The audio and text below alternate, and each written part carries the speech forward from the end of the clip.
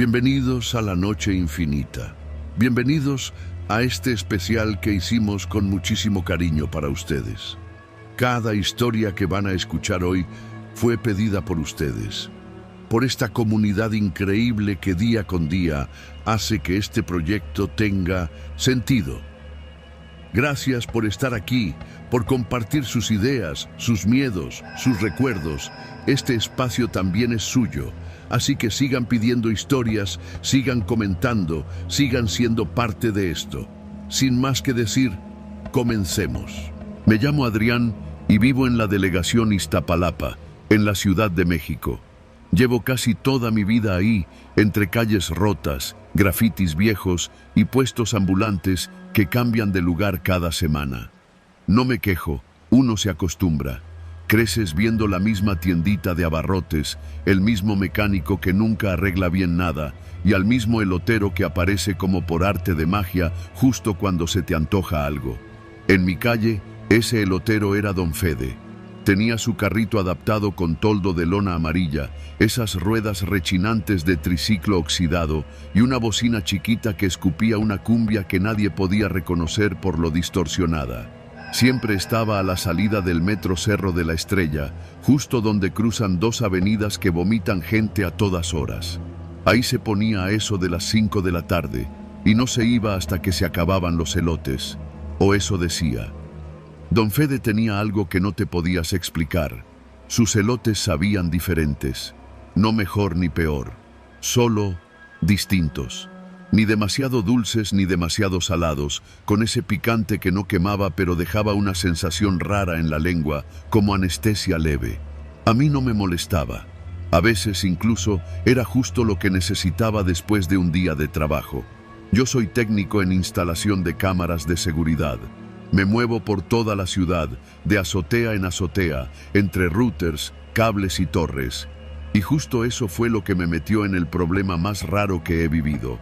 O el más jodido, o el más aterrador, no sé cómo llamarlo. Una tarde que regresaba del trabajo, pasé por mi calle y ahí estaba Don Fede, como siempre. Su carrito echaba vapor y la cumbia seguía sonando en su bocinita. Me acerqué por costumbre, lo saludé con un «¿Qué hay, Don Fede?» y me respondió con su típico «Lo mero bueno, joven». «Uno con todo», le pedí. Mientras lo preparaba, noté que tenía una especie de cámara pequeña, atada con cinta negra a uno de los postes del carrito. Muy discreta, apenas sobresalía entre las luces LED que usaba para alumbrarse. No era común ver algo así en un puesto de elotes. ¿Ya anda uno con vigilancia o qué?, le dije bromeando. Don Fede se rió, pero no respondió. Solo dijo que era por seguridad, que ya le habían querido robar el carrito antes. Sonó lógico. En esta ciudad te roban hasta las ideas. Me dio el elote, le pagué y seguí mi camino. Esa noche dormí mal. No fue por el elote, aclaro. Era algo más. Me desperté a medianoche con una especie de presión en el pecho. Soñé que alguien me estaba observando desde una pantalla, como si estuviera en un cuarto oscuro lleno de monitores, y yo no sabía desde cuándo ni por qué. El sueño se repitió 3 noches seguidas. No era solo el sueño. Mis cuentas bancarias mostraban movimientos raros. Compras en línea de cosas que yo jamás pedí. 2 pares de tenis deportivos, una membresía de gimnasio y una suscripción a una página de apuestas. Yo no uso ni Uber Eats y mucho menos juego en línea. Fui al banco a bloquear la tarjeta y levantar un reporte. Me dijeron que los cargos provenían de una red pública de Wi-Fi ubicada en la zona donde vivía. Cambié contraseñas, revisé mis dispositivos. Todo parecía en orden, pero me quedé con la duda. ¿Alguien me había clonado la tarjeta o algo peor? Fue entonces cuando recordé que el único lugar donde había usado mi celular recientemente, desbloqueándolo frente a otros, había sido junto al carrito de Don Fede, reproduciendo Spotify mientras esperaba que preparara el elote. Nada raro. ¿O sí? Decidí hacer una prueba. A la siguiente tarde fui directo con Don Fede. Le pedí otro elote, pero esta vez no desbloqueé el celular. Lo dejé en el bolsillo, apagado. Me lo preparó igual que siempre. Todo parecía normal, pero esa noche no tuve sueños. ni movimientos raros en mi cuenta. La coincidencia era suficiente para inquietarme. Así que, por mi cuenta, instalé una pequeña cámara de seguridad en una azotea cercana, apuntando directo al lugar donde don Fede ponía su carrito. Una cámara de buena resolución, con visión nocturna. Quería saber cuánto tiempo se quedaba ahí. ¿Qué hacía cuando ya no había clientes? Grabé 2 noches completas. Lo que vi no me lo esperaba. Don Fede no se iba después de cerrar. Apagaba las luces del carrito, bajaba la lona y se quedaba ahí, en la sombra. Pero no inmóvil. Abría una pequeña compuerta lateral y sacaba un estuche negro como de herramientas.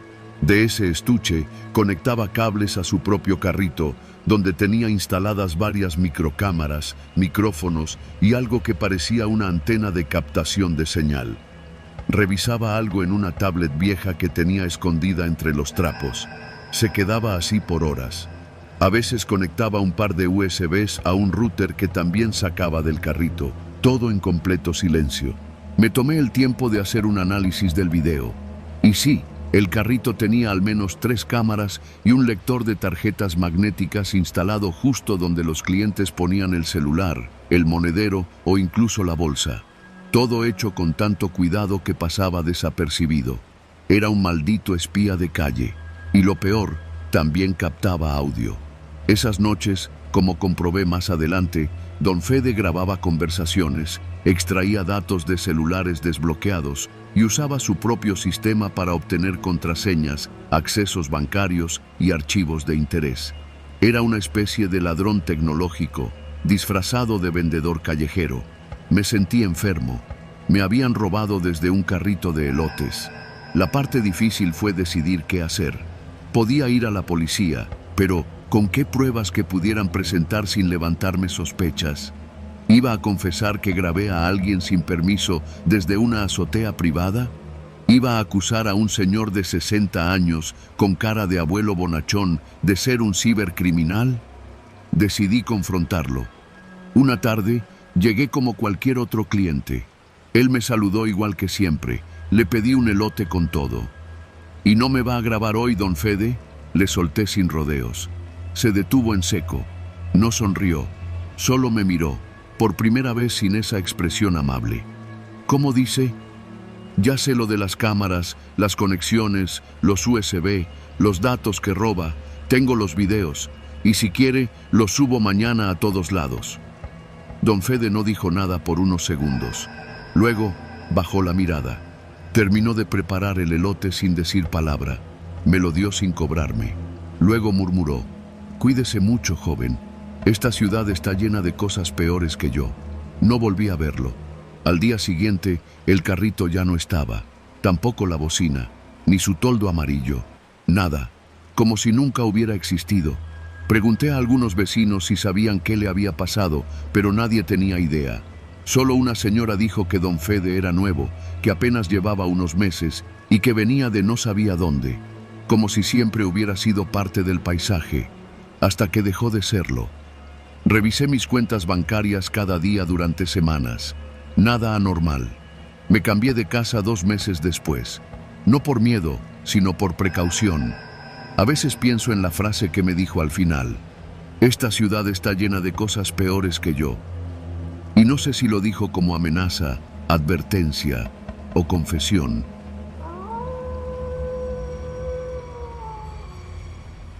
Siempre he pensado que uno nunca termina de conocer México.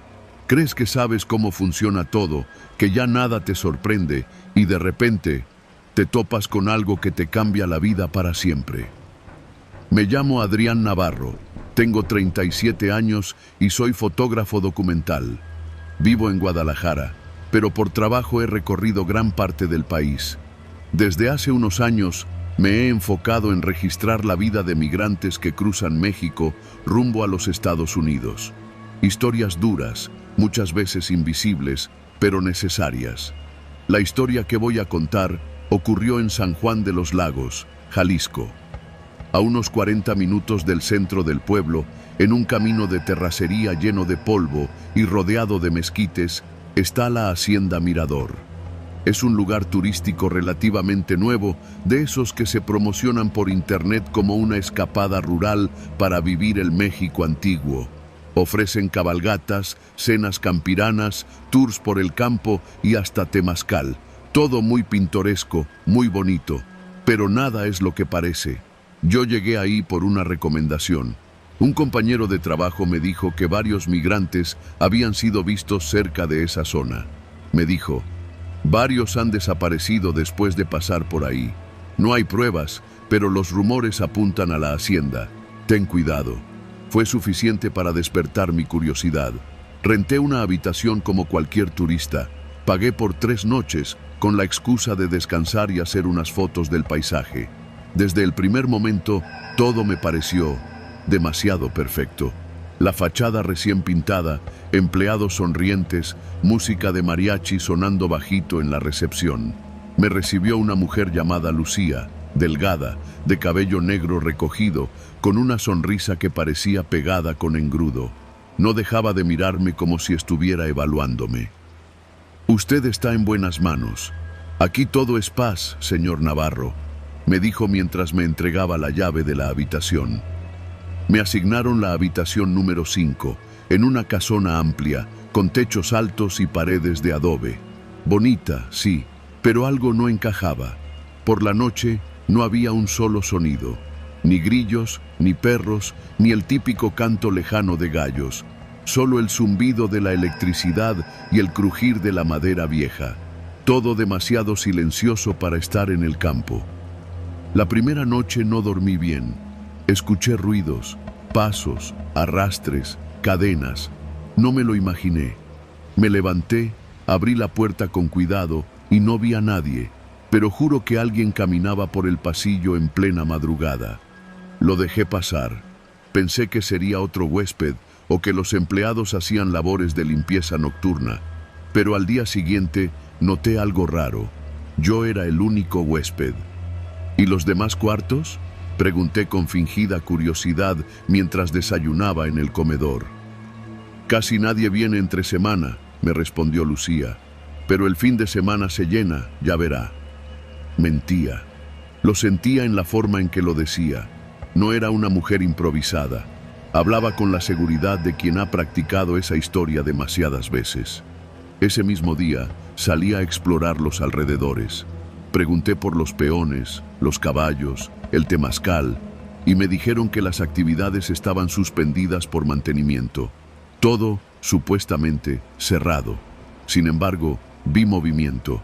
Desde un punto alto en una colina, observé a un grupo de hombres trabajando cerca de un corral.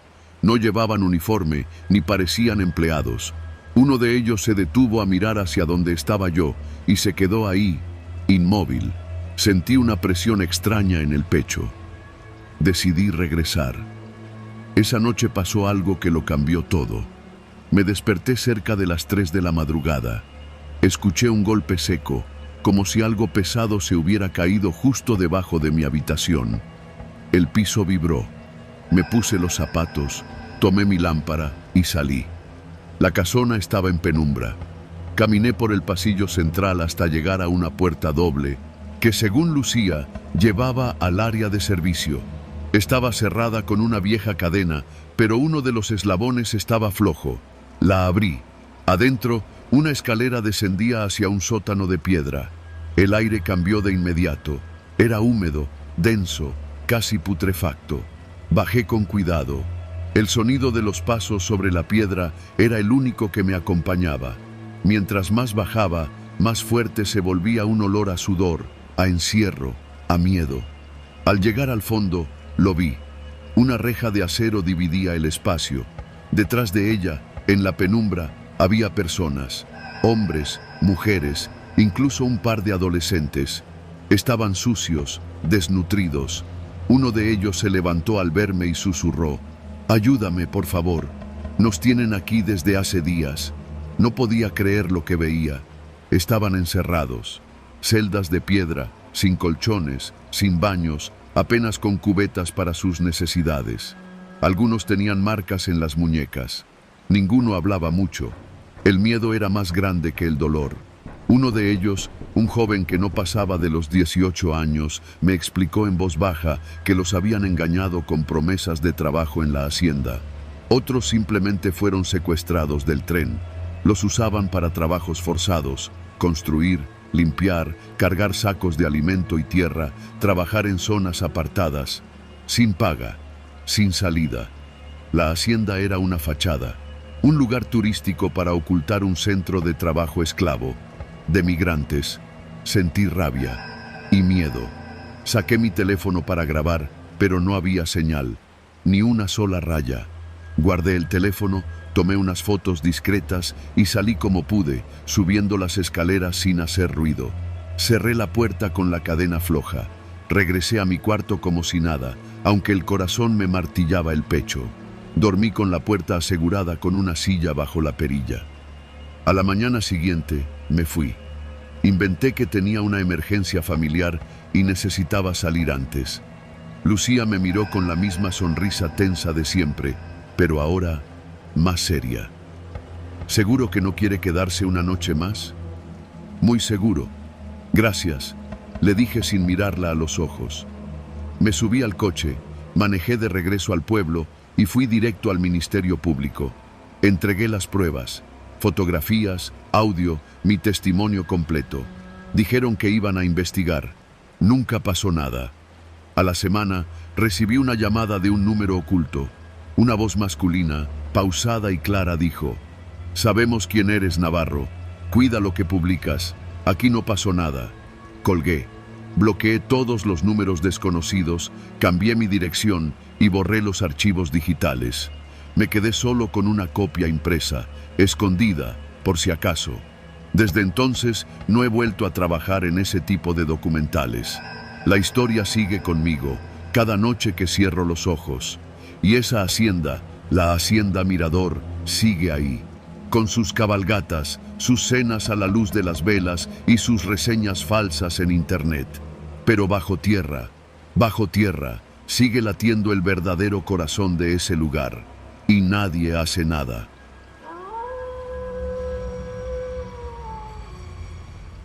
Al principio era sencillo. Salíamos con las redes marcadas con una cinta roja. Sabíamos que esas eran las buenas. Nos adentrábamos un poco más de lo habitual, más cerca de la zona donde está prohibido pescar, donde dicen que los federales patrullan. Pero nunca nos topamos con nadie. La consigna era clara: no abrir las redes. Aunque algunas venían más pesadas, más sólidas que si trajeran pescado. Recogíamos, las subíamos al compartimento sellado de la panga, tapábamos con hielo y regresábamos a tierra. En el muelle nos esperaban 2 camionetas negras. Nosotros entregábamos, ellos pagaban. Pronto empecé a ganar más en una semana que en 2 meses normales. Pagué mis deudas, le puse piso nuevo a la casa, hasta le compré una bicicleta nueva a mi sobrino. Me convencí de que no era tan grave. No estoy matando a nadie, me decía, solo pesco. Pero eso no duró. Un día, regresando de una entrega, uno de los marinos se apareció en el muelle. Pidió revisar las hieleras. Todos nos pusimos tensos. Pero justo cuando iba a levantar una tapa, apareció Toño, sonriendo, saludando al marino por su nombre, invitándolo a una cerveza en la fonda. El marino aceptó y se fue con él. Nunca revisó nada. Ahí entendí que no había escapatoria. Un mes después, desapareció Julio, uno de los pescadores más antiguos. Su panga apareció a la deriva, sin redes, sin motor, sin hielo. Algunos dijeron que se había ido a Estados Unidos, otros que había hablado de más. Yo sabía que era lo segundo, porque unos días antes lo escuché decirle a Chucho: «Esto no va a acabar bien, cabrón. El día menos pensado va a venir el ejército y nos va a cargar la chingada a todos». Después de eso, ni sus botas aparecieron. Una madrugada nos tocó salir con 2 redes extras, mucho más pesadas. Éramos solo 3 en la panga. Nos acercamos a una boya que flotaba sola en el canal. Uno de los muchachos, un morro de apenas 17 años que apenas sabía remar, se resbaló al intentar enganchar la red. Cayó al agua. No lo ayudamos, no porque no quisiéramos, sino porque Toño había dado órdenes claras. Si algo se cae, se deja. Tardó 3 minutos en dejar de gritar, 3 minutos eternos. Lo único que quedó flotando fue su gorra mojada. Empecé a perder el sueño.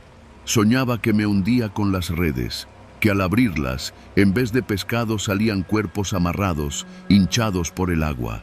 Soñaba que al jalar las cuerdas, lo que sacaba era mi propio cadáver. Pensé en huir. Una noche empaqué una mochila con ropa, algo de dinero, y caminé hasta la central de autobuses. Pero cuando llegué, vi una camioneta negra estacionada frente a la taquilla. El copiloto me miraba con los lentes oscuros puestos, aún de noche. No bajó del coche, solo me miró. Volví al muelle al amanecer. El último viaje fue hace 2 semanas. Toño no apareció esa vez. Nos dieron coordenadas nuevas, más lejos de lo habitual, casi en mar abierto. Las redes venían marcadas con cinta negra.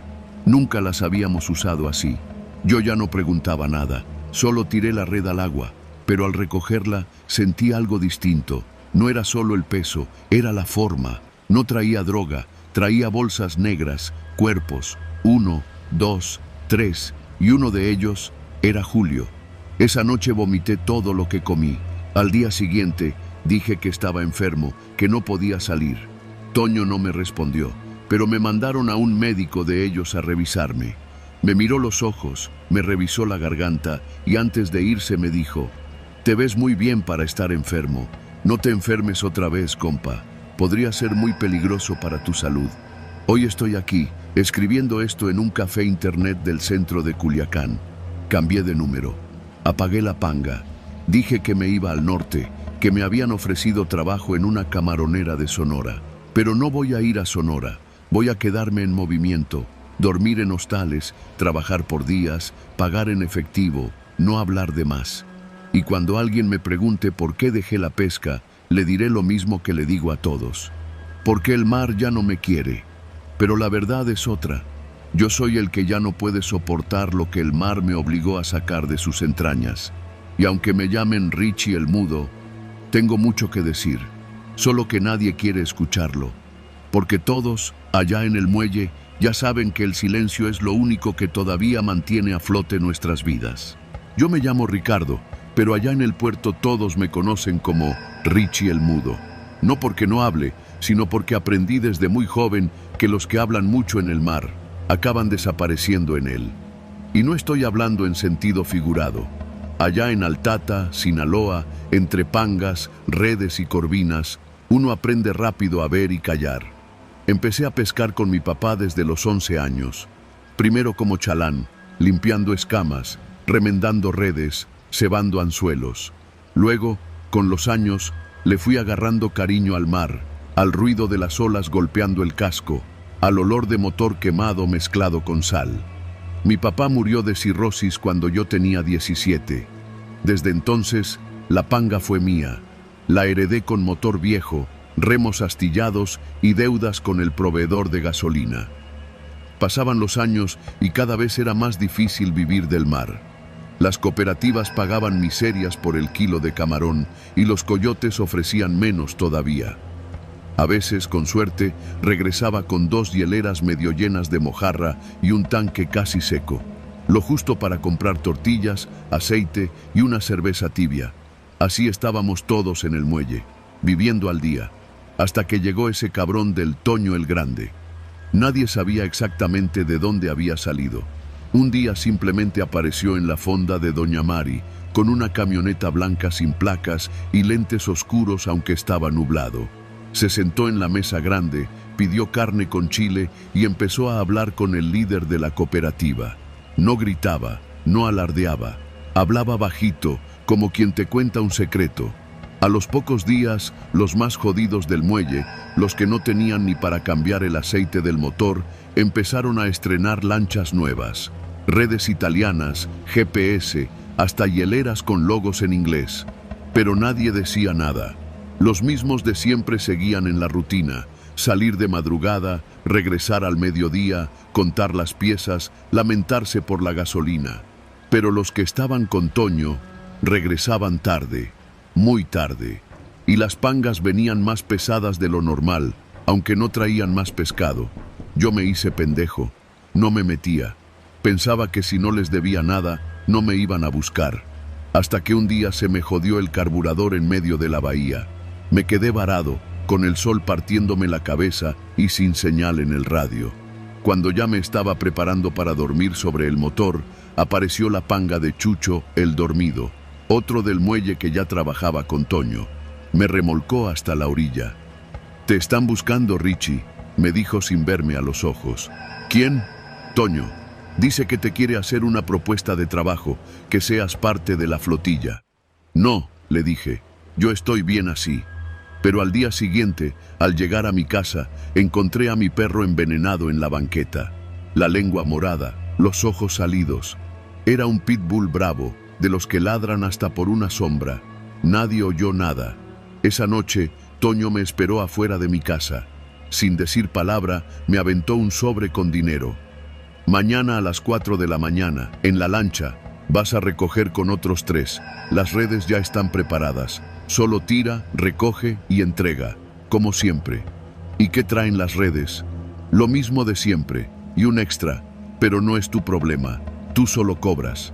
Me dejó el sobre en la mesa del comedor. Cuando lo abrí, conté más billetes de los que había visto en los últimos 6 meses. Así empezó todo.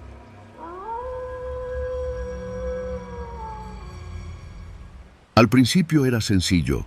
Salíamos con las redes marcadas con una cinta roja.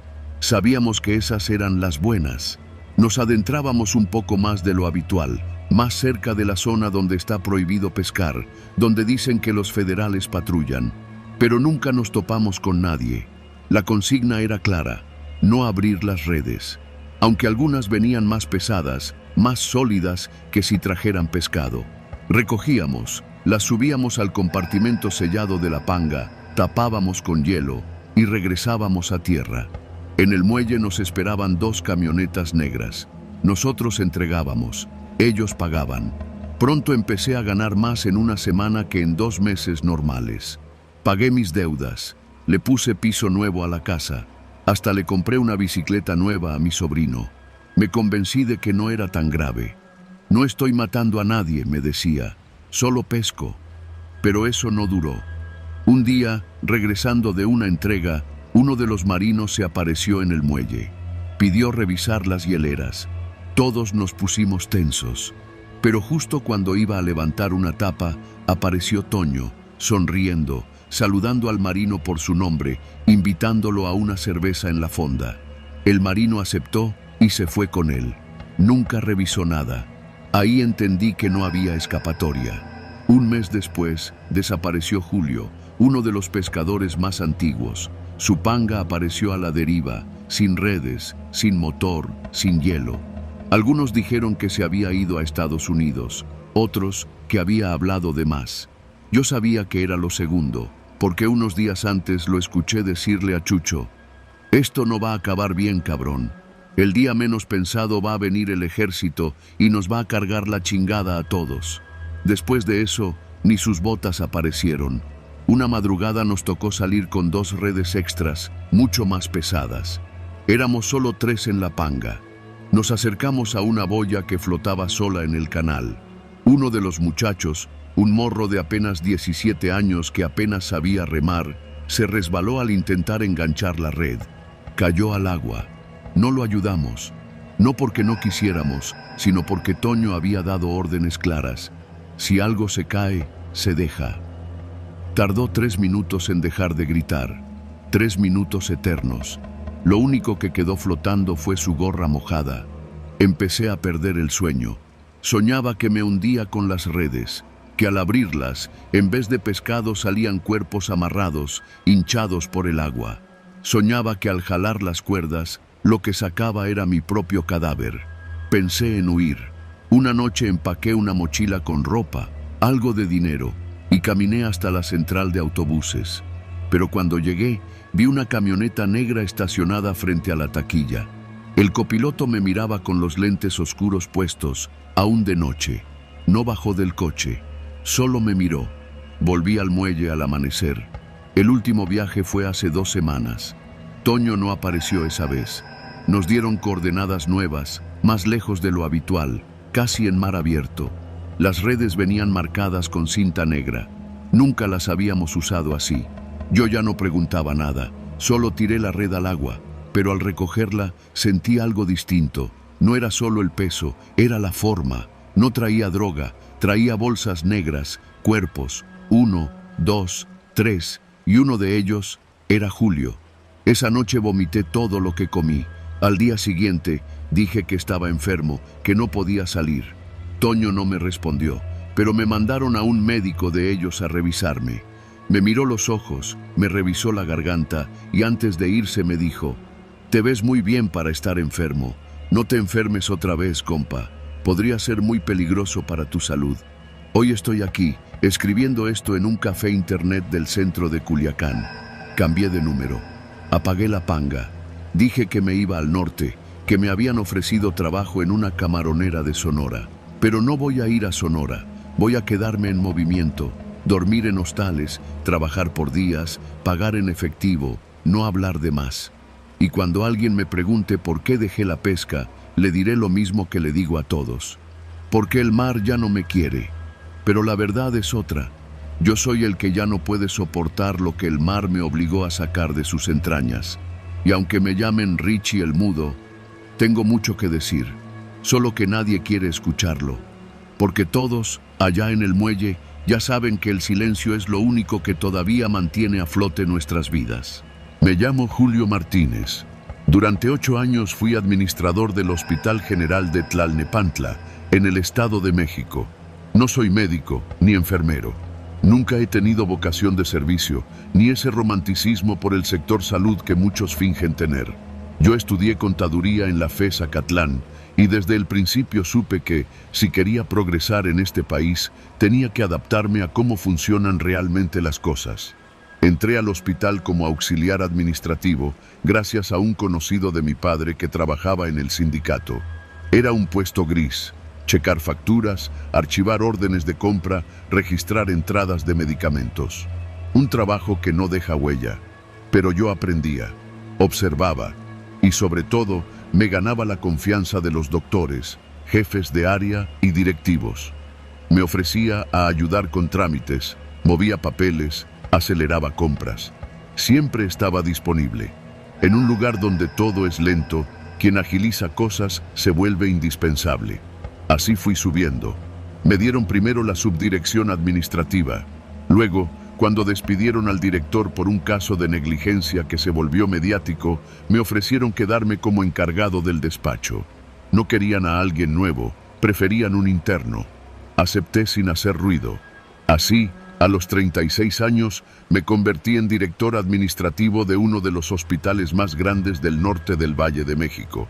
Y fue entonces cuando empezó lo verdaderamente turbio. Todo gira en torno al papel. En un hospital público, todo tiene que ser documentado: las compras, los egresos, los tratamientos, los pacientes. Pero el caos, la saturación y la falta de personal hacen que los registros estén llenos de errores. Nombres mal escritos, expedientes duplicados, hojas sin firmar. Un campo fértil para los que sabemos movernos en medio de la confusión. Fue en medio de esa marea de papeles que encontré una oportunidad. Una licitación de compra de material quirúrgico por 8 millones de pesos. Los insumos ya habían sido recibidos, pero la empresa que facturó no coincidía con la del contrato. El proveedor original se había declarado en bancarrota, pero los productos llegaron. Un intermediario se hizo cargo. Hablé con ese intermediario. Se llamaba Ramón Suárez. Era de esos empresarios que parecen salidos de una reunión de partido político. Traje caro, vocabulario coloquial y una mirada que nunca termina de sonreír. Me explicó que tenía acceso a distribuidores que podían surtirnos sin licitación, directo y rápido, siempre que firmáramos convenios de urgencia. No hay que dejar que los enfermos esperen por burocracia, me dijo, con una palmadita en el hombro. Ahí empezó todo. Creamos a los pacientes fantasmas. Era más fácil de lo que parece. Bastaba con registrar nombres nuevos en la base de datos de urgencias. Muchos llegaban sin identificación, sobre todo los que eran canalizados por ambulancias. Si fallecían al poco tiempo, el papeleo quedaba incompleto. Con ayuda de algunos médicos, clonábamos sus expedientes, cambiábamos los nombres, las fechas, hacíamos que el mismo paciente existiera 3 o 4 veces. Luego, simulábamos tratamientos costosos, diálisis, quimioterapias, cirugías laparoscópicas. Poníamos que necesitaban materiales carísimos, catéteres importados, prótesis de titanio, medicamentos oncológicos. Todo era falso. Pero la justificación quedaba en el expediente. Se generaba una orden de compra, se facturaba y el dinero salía. A los 3 años habíamos atendido a más de 1000 pacientes que nunca existieron. Las compras sumaban más de 120 millones de pesos. Todo era en papel, ni una sola queja. Nadie reclamaba, nadie investigaba. El hospital seguía funcionando, con carencias reales, claro, pero compensadas por otros programas. A veces sí llegaban los materiales, a veces los revendíamos. Era un sistema engrasado, eficiente, y yo estaba en el centro, como el contador de los muertos invisibles.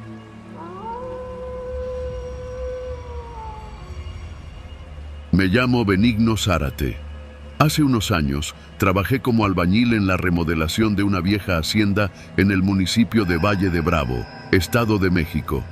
El lugar se llamaba La Soledad y estaba en las faldas de una montaña rodeada de pinos y encinos. Por fuera era una construcción enorme, hecha de cantera y adobe, con un portón de hierro viejo y un patio central del tamaño de una cancha de fútbol. La estaban convirtiendo en un centro turístico de cabañas, spa y experiencias rurales, según nos dijeron los inversionistas. Pero detrás de esa fachada pintoresca se escondía algo mucho más oscuro. Todo comenzó cuando mi compadre Raúl me consiguió trabajo con el patrón. El dueño de la hacienda era un tipo de nombre rimbombante, Don León de la Mora. Era de esos empresarios de ciudad que vienen al campo a renovar propiedades para vendérselas a extranjeros. Nunca lo vi cargar un costal de cemento, pero siempre caminaba con botas relucientes y un sombrero de ala ancha, como si fuera un hacendado de los de antes. Era educado, eso sí, pero su mirada era seca, sin vida, como si viera a través de ti. Nos ofrecieron buena paga, alojamiento y comida. Nos dijeron que estaríamos ahí unas 6 semanas, arreglando los pisos originales, reforzando los techos y construyendo las primeras 4 cabañas en un terreno plano detrás del casco de la hacienda. Parecía un buen trato. Durante las primeras semanas todo marchó normal. Había 11 hombres en el equipo, todos de pueblos cercanos, San Simón, Temascaltepec, Colorines. Nos levantábamos con el primer gallo y trabajábamos hasta que el sol se iba detrás del cerro. Pero fue a partir de la 3ª semana cuando las cosas empezaron a torcerse. Primero fue la desaparición de Eliseo, un chamaco de apenas 19 años. Decían que había agarrado sus cosas y se había ido sin avisar, pero eso no cuadraba. La mochila con su ropa seguía en el cuarto donde dormíamos, su credencial de elector también. Solo había desaparecido. Don León no mostró preocupación. Dijo que los jóvenes de ahora eran inconstantes, que ya encontraría otro peón. Pero no fue solo Eliseo. A la semana siguiente, perdimos a Hilario. El hombre era callado pero cumplidor. Tenía una hija estudiando en Toluca y siempre hablaba de ella cuando cenábamos. Un día no bajó a desayunar. Subimos a buscarlo a su cuarto. No estaba. Su cama estaba tendida. Su ropa seguía colgada en el perchero. Hasta su machete quedó sobre la silla. Pensamos en llamar a la policía, pero don León nos reunió en el patio y dijo que ya había avisado al comandante de la zona, que él se encargaría. No nos mostró ningún folio, ninguna constancia. Solo habló con esa voz pausada y seca que siempre usaba. Luego trajo a otros 2 hombres nuevos. Y seguimos trabajando. Empecé a sentir desconfianza. A eso súmale que a partir de entonces, cada que escarbábamos para los cimientos de las cabañas, salían cosas raras de la tierra. Primero fueron clavos viejos, herraduras, utensilios oxidados. Luego, huesos. Al principio pensábamos que eran de reses o burros antiguos, pero una vez saqué un fémur que era claramente humano, largo, limpio, enterrado con una manta que se deshacía al tocarla. Se lo mostré a mi compadre Raúl. «No digas nada», me dijo, bajando la voz. «Ya viste lo que pasa con los que preguntan demasiado». Le hice caso. Me guardé los comentarios, pero en las noches me costaba dormir. Una tarde, después de una tormenta fuerte, uno de los trabajadores nuevos, un tal Rubén, de voz ronca y aliento alcohólico, resbaló cerca de uno de los cimientos y cayó en un socavón. Nos asomamos rápido para ayudarlo. El hoyo era profundo, como de 2 metros. Rubén se rompió una pierna, pero gritaba más de miedo que de dolor. «¡Sáquenme, hijos de la chingada! ¡Sáquenme ya!». No entendíamos su desesperación, hasta que uno de nosotros bajó con una cuerda. Cuando lo jalamos de regreso, traía la cara pálida y los ojos abiertos como platos. «Hay cadáveres, hay muchos», balbuceaba. No le creímos del todo hasta que bajamos un foco de los de obra, colgándolo con una extensión. Lo que vimos ahí abajo nos dejó fríos. Había al menos 4 cuerpos. No eran esqueletos secos. Estaban semifrescos, cubiertos con tierra y cal viva. Algunos con las botas puestas, otros con el uniforme de mezclilla que nos daban para trabajar. Uno de ellos tenía tatuado en el brazo un colibrí. Era Hilario. Ese día quisimos confrontar a don León, pero no estaba. El mayordomo, un hombre viejo y flaco, al que solo llamábamos don Fermín, nos dijo que el patrón había tenido que salir a Morelia por unos asuntos. Nos pidió que no causáramos alboroto, que todo se resolvería, que a veces la tierra escupe lo que uno no quiere ver. Esa frase me quedó grabada. Esa noche, Raúl y yo empacamos nuestras cosas. Íbamos a irnos al amanecer, pero antes decidimos pasar por el archivo que don León tenía en un cuarto del ala norte de la hacienda. Yo había visto que guardaban papeles ahí, planos, permisos, papelería legal. No sé qué buscábamos. Tal vez pruebas, tal vez solo queríamos entender. Forzamos la cerradura con una palanca. Dentro del cuarto había estantes metálicos, una mesa grande y un archivero oxidado. Los documentos estaban ordenados por fechas. Empezamos a revisar. Encontramos planos de construcción con marcas en rojo donde se ubicaban las futuras cabañas. Pero lo que nos llamó la atención fueron unas hojas sueltas, con listas de nombres. Eran listas de jornaleros, nombres, edades, oficios, lugares de origen. Al lado, una columna titulada Estado. Algunos decían transferido, otros liberado, y varios, demasiados, decían una sola palabra, integrado. Fue Raúl quien lo dijo primero. Esto es una lista de los que han desaparecido. Encontramos también una carpeta con fotos impresas. Eran fotos de cuerpos. En una se veía claramente a Eliseo, el chamaco. Tenía los ojos abiertos, la boca llena de tierra. En otra estaba Hilario, recostado sobre una lona negra, con la misma ropa que llevaba la última vez que lo vimos.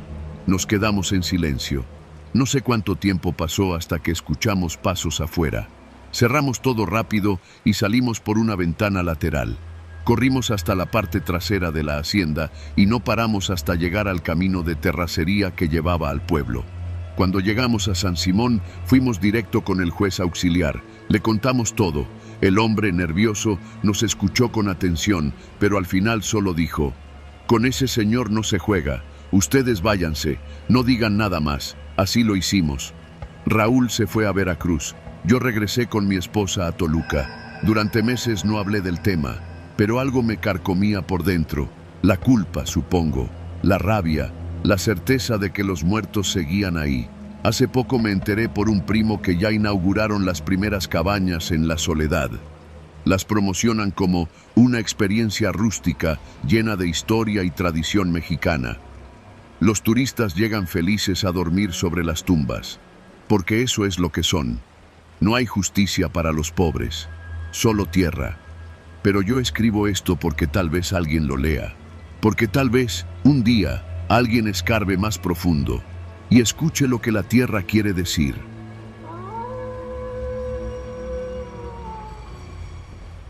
La carretera federal número 54 se extiende como una cicatriz entre San Luis Potosí y Zacatecas.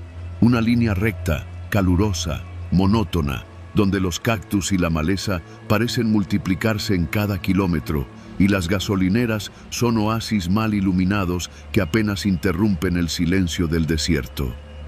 Yo era chofer de tráiler. Llevaba casi 15 años en ese oficio. De esos que aprenden más a leer el cielo y el sonido del motor que a leer libros. Esa noche transportaba un cargamento de electrónicos desde Guadalajara hasta Saltillo. Todo iba en orden. Manejaba de noche porque me gustaba la soledad y porque el calor del día hacía que el motor se sintiera como una olla de presión. Eran cerca de las 2 de la madrugada cuando vi el letrero. Gasolinera San Bartolo, a 2 kilómetros. Me pareció raro. Conocía bien esa ruta y jamás había visto una estación en ese tramo. Pero mi tanque estaba por debajo de la mitad y siempre es mejor prevenir. Además, necesitaba estirar las piernas. La gasolinera estaba justo al borde de un pueblo diminuto, con no más de 3 casas visibles desde la carretera. El lugar tenía 2 bombas, una tienda oscura con un cartel de Coca-Cola deslavado y una luz de vapor de sodio que parpadeaba encima del techo de lámina. No había autos, no había nadie. Me estacioné junto a la bomba y bajé del tráiler. No había empleados a la vista, así que toqué el timbre. Una campanita chirriante sonó adentro. Esperé. Pasaron un par de minutos. Iba a subirme de nuevo cuando un tipo salió del local. Delgado, moreno, con una gorra roja y uniforme sin logotipo. Lo primero que noté fue que no me miró directo a los ojos. Me pidió que pagara primero. Le di efectivo. «Llene el tanque, por favor», le dije. Asintió sin hablar y empezó a despachar. Mientras tanto, me estiré la espalda y caminé un poco alrededor del tráiler. Fue entonces que vi algo raro. A un costado de la bomba, pegado a la pared de la tienda, había un pequeño cubículo de vidrio, como una cabina de vigilancia, con lo que parecía una cámara de seguridad apuntando directo hacia donde estaba mi vehículo. No era la típica cámara de gasolinera. Era grande, moderna, y tenía un lente giratorio que parecía seguirme. Me inquietó. Di un paso hacia atrás y noté que había más cámaras. Una justo encima del letrero de precios, otra al lado de una caja de herramientas. Todas nuevas, impecables. No coincidía con el resto del lugar, que parecía abandonado. «¿Qué vigilan con tanto detalle?», pregunté al empleado. No respondió. Solo murmuró que eran cosas del patrón. Cuando terminó de llenar, cerró la tapa del tanque y me devolvió el cambio exacto. Sin una palabra más, regresó a la tienda. Subí de nuevo al tráiler. Justo antes de arrancar, noté algo que me heló la sangre. En el parabrisas, del lado del copiloto, había una pequeña mancha de pintura blanca, circular, como hecha con la yema de un dedo. No estaba cuando llegué. Pensé en bajar a reclamarle al tipo, pero algo me detuvo. Algo en la forma en que me evitó la mirada. Algo en la quietud del lugar. Un instinto viejo que solo los caminos largos y la mala suerte desarrollan. Así que no me bajé. Solo arranqué. Avancé unos 20 kilómetros más por la carretera. La mancha blanca seguía ahí. Entonces vi luces rojas a lo lejos. Un retén. Me alivié. Pensé que era uno de esos operativos de revisión militar. Disminuí la velocidad, pero conforme me acerqué, algo no cuadraba. No había camionetas oficiales, ni soldados. Eran 2 camionetas viejas, una Explorer y una Silverado, mal estacionadas en forma de embudo sobre la carretera. Había conos, sí, pero los chalecos de los hombres que se acercaban no eran los del ejército, ni de la Guardia Nacional. Eran chalecos naranjas sin insignia, con linternas apuntando directo al parabrisas. Pisé el freno. «Apague el motor y baje, por favor», dijo uno de ellos, alto, barba cerrada, con un radio en la mano. «¿De qué se trata?», pregunté, dejando apenas la ventanilla abierta. «Revisión aleatoria. Rutina», respondió, sin mostrar placa, sin decir su nombre. El otro ya se acercaba por el lado del copiloto. Fue ahí cuando lo comprendí. No era una revisión. Me habían marcado en la gasolinera. Ese círculo blanco en el parabrisas era la señal. El tráiler era valioso, y alguien en esa estación había hecho una llamada. Esa cámara no era de vigilancia, era de selección. ¿Qué transportas?, insistió el tipo de la barba, ahora con una linterna apuntando a mis ojos. Puse primera y arranqué. Lo hice sin pensar. La adrenalina me empujó a hacer lo que ningún trailero debería hacer en un retén: huir. Escuché un grito, luego un golpe seco contra la parte trasera del tráiler. Las luces de una camioneta encendiéndose. Iban detrás de mí. Aceleré. El tráiler rugía y los espejos retrovisores vibraban. No sabía cuánto tiempo podía mantenerles distancia, pero no me iba a detener. Pasaron 5, 10 kilómetros. La camioneta me seguía, las luces altas cegándome. Tomé una curva cerrada y justo cuando salía del trazo vi un letrero de terracería: Rancho Los Laureles, 6 kilómetros. No lo pensé. Metí el tráiler por ese camino de tierra a toda velocidad. Era estrecho y lleno de piedras, pero sabía que no podían seguirme fácilmente. Ellos traían camionetas rápidas, pero yo traía peso, y ese peso era mi ventaja. Levanté una nube de polvo que me cubría como una cortina. Durante los siguientes 5 minutos no vi nada en los espejos. La persecución se había detenido. Tal vez pensaron que me saldría del camino. Tal vez solo necesitaban los tráileres fáciles. Me refugié en el rancho, un lugar modesto, con una reja sin candado. No había nadie despierto. Estacioné detrás de un granero y apagué el motor. Esa noche no dormí. No bajé del tráiler. Solo esperé el amanecer con un cuchillo de cocina en la mano y el corazón latiendo como loco. A la mañana siguiente conduje hasta Saltillo sin detenerme. Nunca volví a cargar en esa ruta.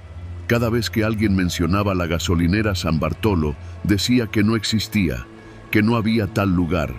Lo busqué después en Google Maps. Nada. Solo un tramo de carretera vacía, sin señalamiento, sin rastro. Pero yo sé que estuvo ahí. Yo lo viví. Desde entonces, cada que cargo mercancía valiosa, reviso el parabrisas. Cada que paso por una gasolinera solitaria, me bajo con el motor encendido, alerta.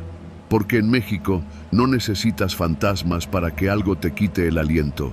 Basta con una mancha blanca en el vidrio y una estación que no aparece en los mapas.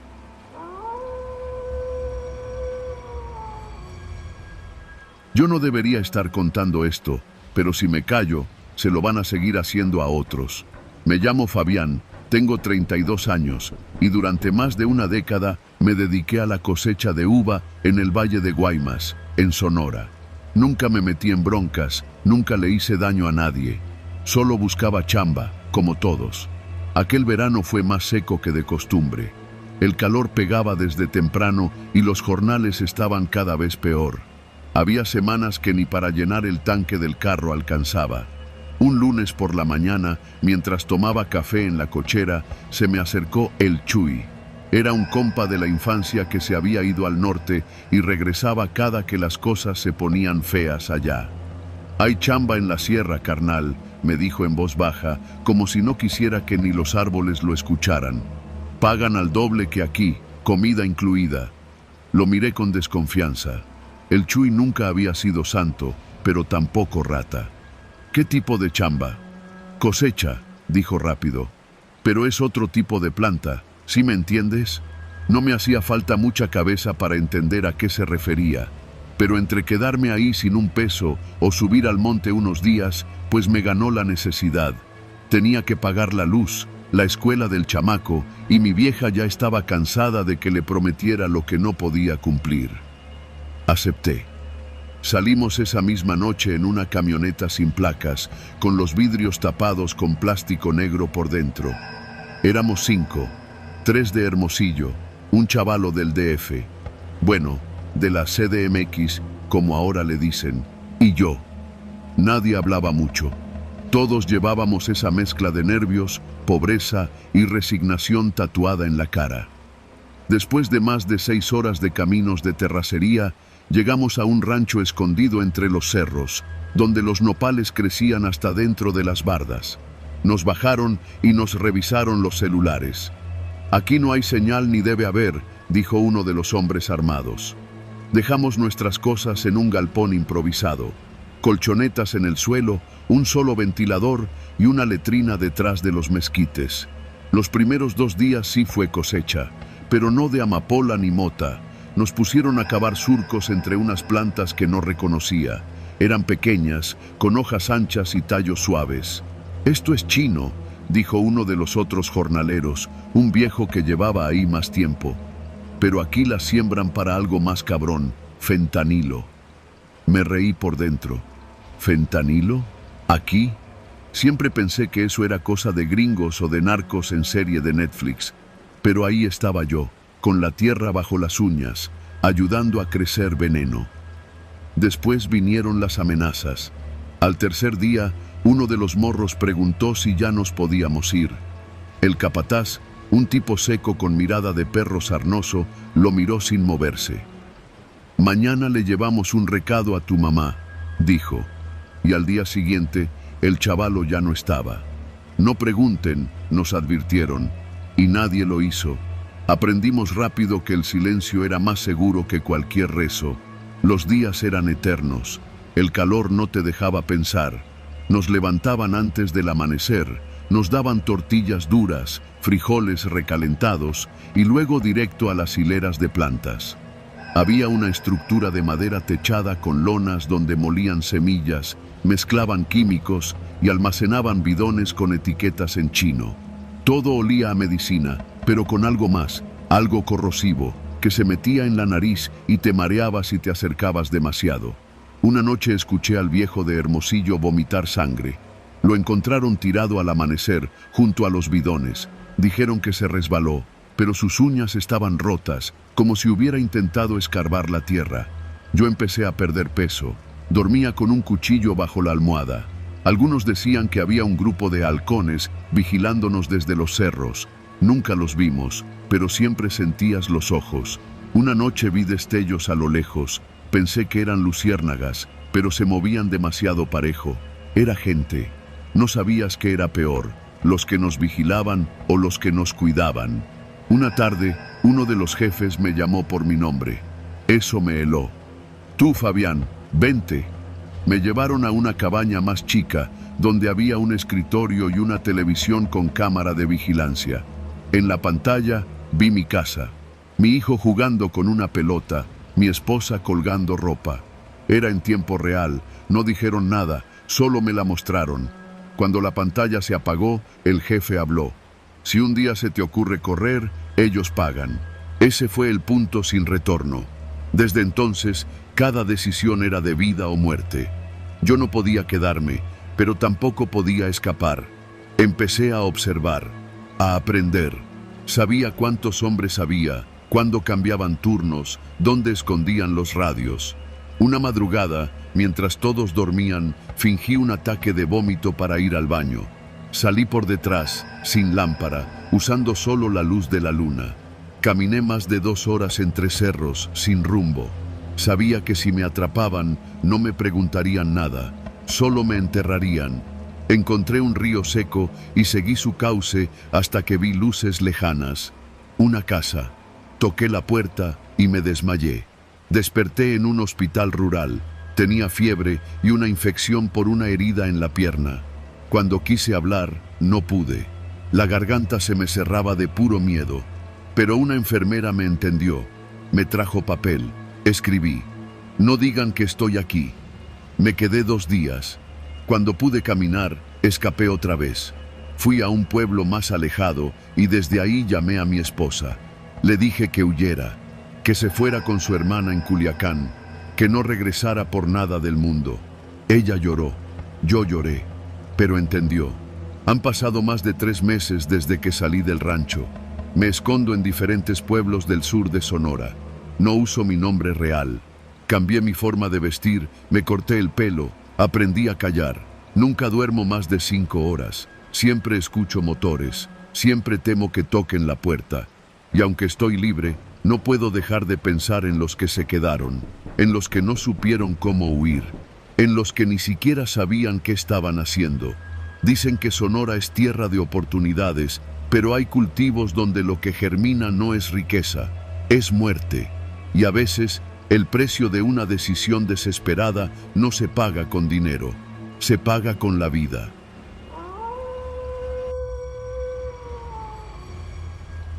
Yo me llamo Gerardo, aunque todo el mundo me dice el flaco. Tengo 48 años, más de 20 de ellos arriba de un tráiler. He recorrido tantas veces la carretera de México a Tijuana que podría manejarla con los ojos cerrados.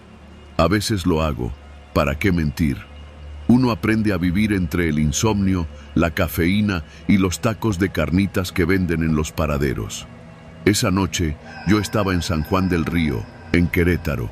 Era ya tarde, como las 11, y apenas había terminado de descargar un lote de electrodomésticos en una bodega de Electra. Mi plan era buscar un hotel barato, dormir 4 o 5 horas y continuar al amanecer. Pero justo cuando estaba por salir del parque de maniobras, un supervisor de la misma empresa me interceptó. «Oye, flaco, ¿vas de regreso a la frontera?» «Sí», le dije, «pero hasta mañana temprano. Te tengo un viaje, urgente, bien pagado. Nomás llevas una caja a Nogales, Sonora, carga seca. No pesa mucho, pero hay que entregarla antes de las 9 de la noche de mañana». Sonaba bien, muy bien de hecho. La tarifa era el doble de lo normal y no pedían factura.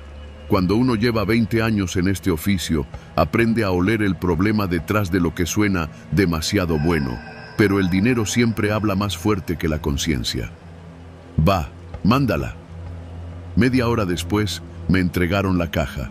Era enorme, de madera, como de las que usan para maquinaria industrial. No tenía etiquetas, ni número de guía, ni nada. Solo una calcomanía roja que decía «Frágil». 2 chalanes la subieron con un montacargas. Yo firmé un papel y me dijeron que el cliente esperaba la entrega en una bodega cerca del aeropuerto de Nogales. Todo parecía normal, excepto que me pidieron que no me detuviera en retenes, que evitara la carretera federal y usara caminos estatales. Ahí fue cuando debí bajarme del viaje, pero no lo hice. Me dije que era algún aparato sin declarar o una importación gris y que no era mi bronca. Lo mío era manejar. Salí cerca de la 1 de la mañana. El plan era tomar la autopista hasta Guadalajara, luego pasar por Tepic, cruzar Sinaloa por caminos de cuota y de ahí subir por Sonora. Nada fuera de lo común, hasta que llegué al kilómetro 83, cerca de Irapuato. Empecé a escuchar un ruido. Era como un golpe sordo, rítmico, en la parte trasera del remolque. Al principio pensé que se había movido la caja, pero el sonido tenía cadencia. Era como si alguien estuviera pateando por dentro. Me estacioné en una gasolinera cerrada, apagué el motor y me quedé escuchando. El ruido había parado. Me bajé con la lámpara, rodeé el remolque y noté algo que me heló la sangre. Había marcas en la parte interior de las paredes de la caja, como rasguños, hechos con las uñas. Era imposible que eso estuviera ahí si no era por alguien adentro. Me quedé paralizado, como idiota, unos buenos segundos. Luego corrí a la parte delantera, abrí la puerta trasera del camarote y saqué la palanca. Iba a abrir la caja. Tenía que saber qué llevaba, pero no lo hice. El miedo me ganó. Pensé en las historias de choferes levantados por el narco por andar de chismosos. Me repetí que yo solo era el transporte, que no era mi problema lo que había dentro. Subí al camión y seguí manejando. El ruido regresó 2 horas después, antes de llegar a Tepic. Esta vez eran golpes rápidos, desesperados. Frené de nuevo, en un área de descanso, y ahí sí escuché algo que no me dejó dormir por semanas. «¡Ayúdenos!», gritó alguien desde dentro. «Por favor, hay niños». Lo primero que hice fue mirar alrededor. No había ni un alma, solo la luz tenue del poste y la maleza. El eco de esa voz rebotaba en mi cabeza. Me acerqué y toqué la caja. «¿Cuántos son?» «5. Nos tienen amarrados, no nos dejan salir». Mi corazón latía como si fuera a reventar. Toqué la caja con la mano. El sonido de los nudillos sobre la madera fue respondido por 3 golpes. Llamé a un número de emergencias, pero cuando me pidieron mis datos y ubicación, colgué. No quería meterme. Apreté los dientes. Tenía 2 opciones: abrir la caja, ayudarles y jugármela con quien sea que me había puesto en esto. O cerrar la puerta, subir al tráiler y seguir como si no hubiera escuchado nada. Decidí ayudar. Fui a buscar herramientas y una linterna. Me costó 15 minutos romper uno de los candados de acero. Cuando abrí la caja, la peste fue lo primero que me golpeó. Sudor, vómito, plástico y desesperación. Dentro había 5 personas, 3 adultos, 2 niños, amarrados, con las bocas tapadas con cinta. Uno de ellos ya ni se movía. Los bajé uno por uno. Ninguno hablaba. Estaban deshidratados, desorientados. Uno de los niños se orinó encima. Lloraba en silencio. Les di agua, lo poco que tenía, y lo único que les pude decir fue: ya están fuera. No sabía qué hacer. Estábamos en medio de la nada, y yo acababa de convertirme en cómplice de tráfico humano. Les pedí que esperaran, que iba a buscar ayuda. Pero cuando regresé, 15 minutos después, ya no estaban. Solo quedaban los restos de cinta y una camiseta en el piso. Los busqué en la maleza, por los arbustos, por los alrededores. Nada. Se habían ido, sin dejar rastro. Desde entonces no he vuelto a trabajar de noche. Y nunca más he aceptado cargas sin preguntar qué llevan. Pero lo peor vino después. Una semana después de aquello, me llamaron del mismo lugar. Otra carga urgente. No acepté. Me amenazaron. Me dijeron que sabían quién era, dónde vivía. Dejé de manejar, me mudé con mi hermana a Cuautitlán, cambié de número, de tráiler, de vida. A veces sueño con los golpes desde la caja, o con la mirada de ese niño, la última vez que lo vi, cuando bajó del remolque y me miró directo a los ojos como si me pidiera perdón. O tal vez era al revés.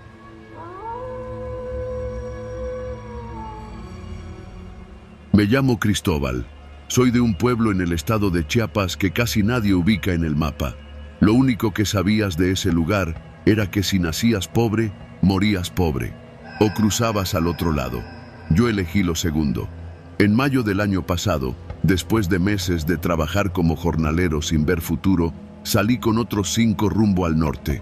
No teníamos coyote, ni dinero suficiente para pagar uno. Solo traíamos una mochila, botellas de agua, tortillas con sal y una lista mental de recomendaciones que otros paisanos nos habían dicho. Evita Reynosa, no te quedes cerca de las vías, si te ofrecen trabajo temporal, desconfía. Pero uno no desconfía con el estómago vacío, ni cuando llevas 4 días caminando bajo el sol, con los pies llenos de llagas y los labios partidos. Fue por eso que nos detuvimos en ese lugar. Estábamos a unas 2 horas de Caborca, en Sonora. El calor era insoportable. Ya no sabíamos si íbamos en línea recta o en círculos. Ahí fue donde los vimos por primera vez. Una camioneta blanca, con placas de Sinaloa, deteniéndose lentamente en medio del camino de tierra. Bajaron 2 hombres, uno de ellos vestido con pantalón vaquero limpio, botas brillantes y una sonrisa que parecía ensayada. Somos parte de un programa de ayuda, nos dijo. Apoyamos a los hermanos migrantes. Agua, comida, sombra, un descanso. Y después, si quieren, los acercamos a la frontera. Lo dijo así, sin pedir nada a cambio. Nos miramos entre nosotros y nadie dijo que sí, pero todos caminamos hacia la camioneta, como borregos. Nos llevaron a un rancho al pie de una loma, rodeado de sembradíos. Había un galpón largo con techo de lámina, un baño improvisado y 2 tinacos de agua. Una mujer nos dio comida, arroz, frijoles y carne de res.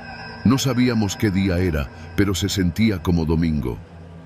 Van a quedarse unos días para echar la mano en la cosecha, nos dijo el mismo hombre de la camioneta. 4 semanas, máximo. Después, los cruzamos. No lo preguntamos. Para entonces, ya sabíamos que nada era gratis.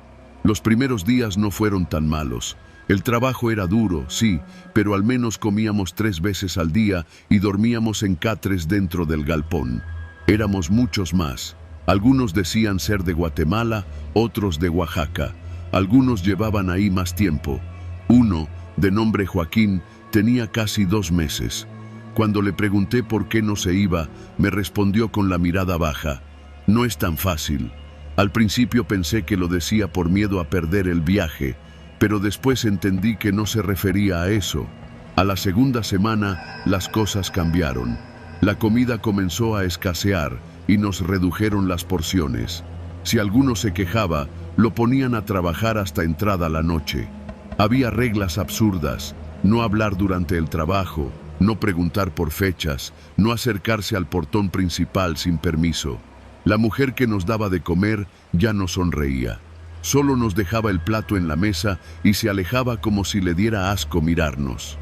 Una noche, escuchamos que uno de los migrantes se intentó escapar. Era un hondureño de unos 30 años, delgado y callado. Nunca supe su nombre. A la mañana siguiente, uno de los hombres del rancho trajo una cubeta llena de agua y la lanzó dentro del galpón. Luego, con voz áspera, nos dijo: «Aquí no hay salidas a medio camino. El que se va sin permiso termina como fertilizante». Nadie se rió. Nadie preguntó si hablaba en serio. Con el paso de los días, el rancho se volvió una prisión. Las puertas del galpón se cerraban desde afuera por las noches, como si fuéramos animales. Uno de mis compañeros, Félix, empezó a enfermar. Tosía todo el tiempo y a veces escupía sangre. Le pedimos al encargado que lo llevara a un hospital. Se lo llevaron, sí, pero nunca lo volvimos a ver. La gente comenzó a desaparecer así, uno por uno, siempre de madrugada. Decían que se habían ido al norte, pero nadie los despedía, nadie recogía sus cosas, solo desaparecían. Entonces me di cuenta, nadie se iba de ese lugar, solo entraban. El verdadero miedo comenzó la tercera semana. Una noche, Joaquín se acercó a mí con los ojos llenos de terror. «Cristóbal, tú aún tienes fuerza, no te quedes. Hay cosas que no has visto todavía». «¿De qué hablas?» «A veces, cuando todos duermen, se los llevan, no por la puerta, por atrás del campo». «¿A dónde?» «No sé. Escuché gritos. Vi una vez a 2 hombres arrastrando a uno. Estaba vivo. Pensé que deliraba. El calor, el encierro, la desesperación. Pero luego vi con mis propios ojos. Una noche fingí dormir. Me cubrí con una manta hasta la cabeza y esperé. Como a las 2 de la mañana, la puerta del galpón se abrió lentamente. 2 figuras entraron en silencio, cargaron a uno de los muchachos que dormía en el rincón, no recuerdo su nombre, y salieron sin hacer ruido, como si fuera rutina. Quise levantarme, detenerlos, gritar, pero mi cuerpo no reaccionó. El miedo me había congelado. A la mañana siguiente, ese muchacho no estaba. Pregunté por él. «Lo llevaron al cruce», me dijo el encargado. «Tu turno viene pronto, si te portas bien». Mentía. Lo sabíamos todos. Los que llevaban más tiempo evitaban mirarme a los ojos. Joaquín ya no hablaba. Sus manos temblaban cuando agarraba el machete para deshiervar. Era como un fantasma. Un día, mientras trabajábamos bajo el sol ardiente, uno de los nuevos, un joven veracruzano llamado Omar, se desmayó. Gritamos por ayuda. Los hombres del rancho vinieron, lo levantaron y lo arrastraron hacia un cobertizo detrás de los sembradíos. Uno de nosotros intentó seguirlos. Recibió un golpe en la cara con la culata de un rifle. Le rompieron los dientes. A partir de entonces, nadie volvió a intervenir. La noche que decidí escapar, ya no tenía un plan. Solo sabía que si me quedaba un día más, terminaría como los demás. Me levanté a escondidas, con los zapatos en la mano. Joaquín estaba despierto. Me miró y me dijo: «Ve». Le hice una señal para que me siguiera. Negó con la cabeza.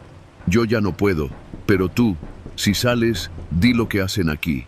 Salí por una rendija que alguien había forzado semanas antes. Rodeé los campos, esquivando la luz de las torres. Caminé casi media hora por la maleza hasta encontrar una zanja y meterme en ella. Me arrastré por el fango, los brazos llenos de espinas, las piernas temblando, los dientes apretados por no gritar. Vi una luz moverse cerca, una linterna. «¡Ahí!», gritó alguien. Corrí. No recuerdo cuánto, ni cómo.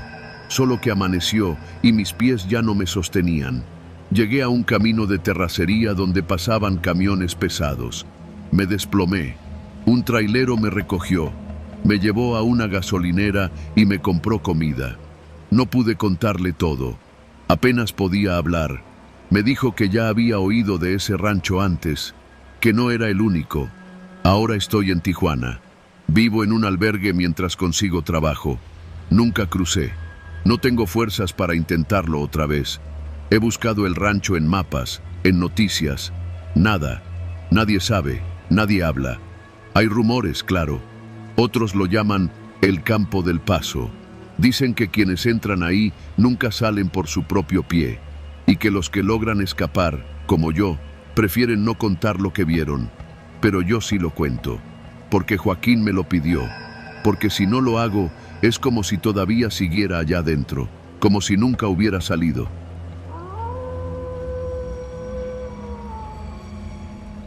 Me llamo Darío.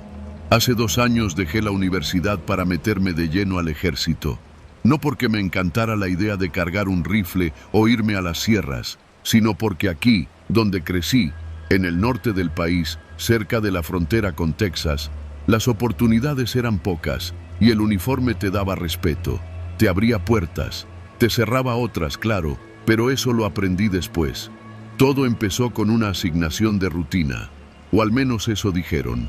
Nuestro escuadrón, formado por 12 elementos, fue enviado a un retén en una carretera secundaria que conecta Tamaulipas con Coahuila. Una vía poco transitada, usada principalmente por transportistas, traileros y rancheros que conocían las rutas más viejas, las que no pasan por retenes oficiales.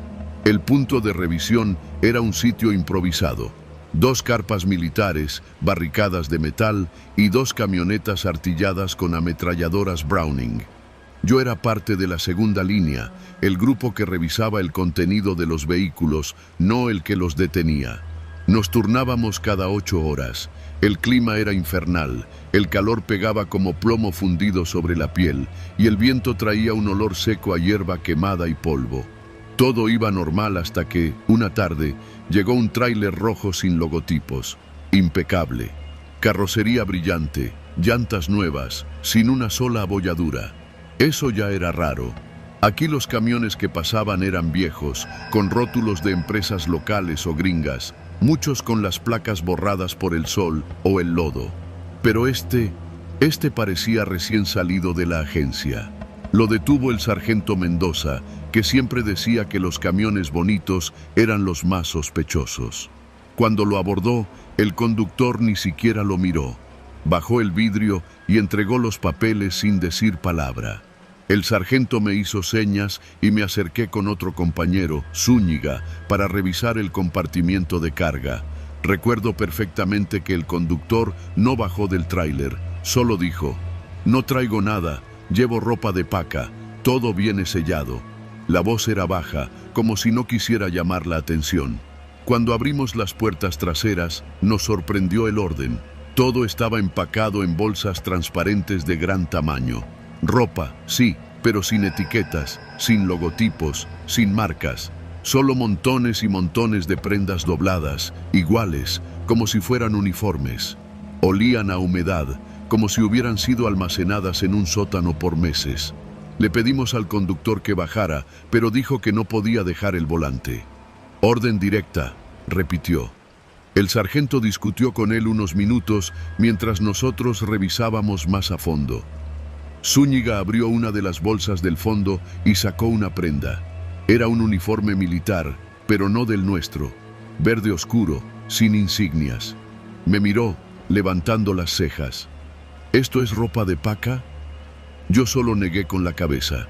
El sargento se acercó, le mostramos lo que encontramos. Revisó los papeles de nuevo, frunció el ceño y dijo algo que no olvidaré.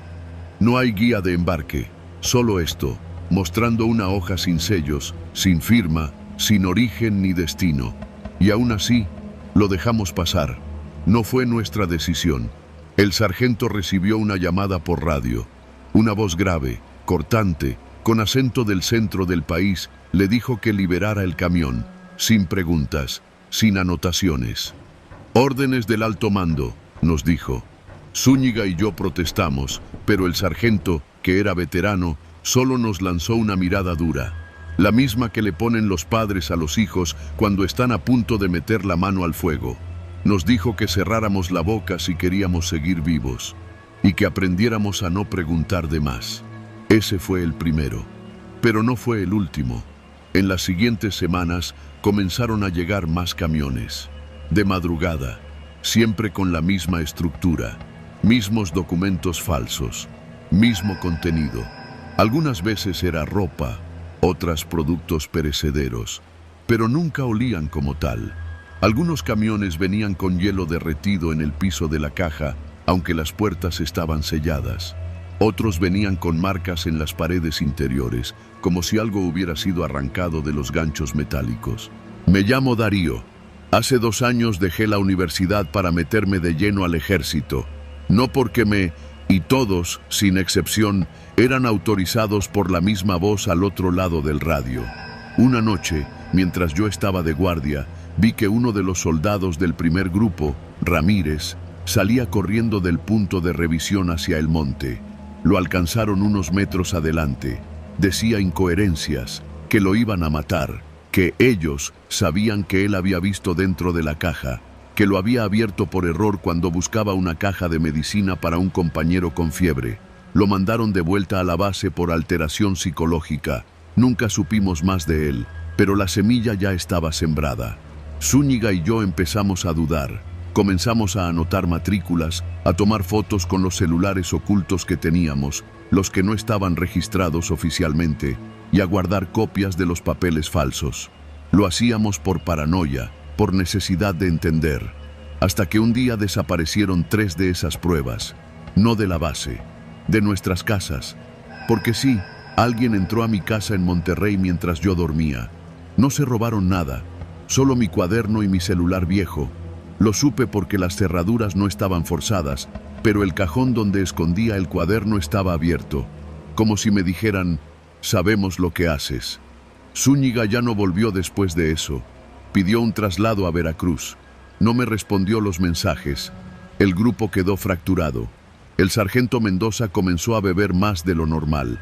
Tenía los ojos rojos todo el tiempo. Murmuraba cosas. Una vez me dijo, hay líneas que no se cruzan, pero a veces nos obligan. Una noche, poco antes de que me dieran la baja definitiva, llegó un cargamento distinto.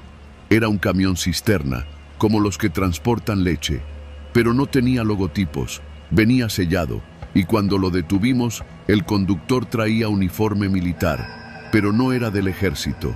Su uniforme era negro, sin insignias, solo una pequeña placa con las letras GG. El sargento se puso pálido al verlo. Le permitió pasar sin inspección, ni siquiera fingió revisarlo. Solo lo saludó con la cabeza. Pero yo me acerqué al tráiler cuando se fue, y mientras se alejaba, escuché algo metálico golpeando desde adentro del tanque. Golpes, como si alguien o algo estuviera vivo ahí dentro. Esa fue la última noche que estuve en ese retén. A la semana siguiente fui dado de baja por razones administrativas. Me mandaron de regreso a casa sin explicaciones. Intenté denunciar, pero nadie me escuchó. Contacté a un periodista, pero me bloqueó después de nuestra primera llamada. Lo último que me dijo fue, no metas a tu familia en esto, muchacho. Hoy vivo en una colonia al sur de Saltillo, lejos del retén, lejos de las líneas invisibles que aprendí a no cruzar. A veces sueño con los camiones, con las bolsas transparentes, con los relojes que se detienen cuando llega el camión cisterna, pero sobre todo sueño con esa voz en el radio diciendo, autorizado, déjalo pasar. Y eso me quita el sueño más que cualquier demonio, porque en este país el verdadero horror no viene de lo que se esconde en la oscuridad, sino de lo que se mueve a plena luz del día con permiso de todos.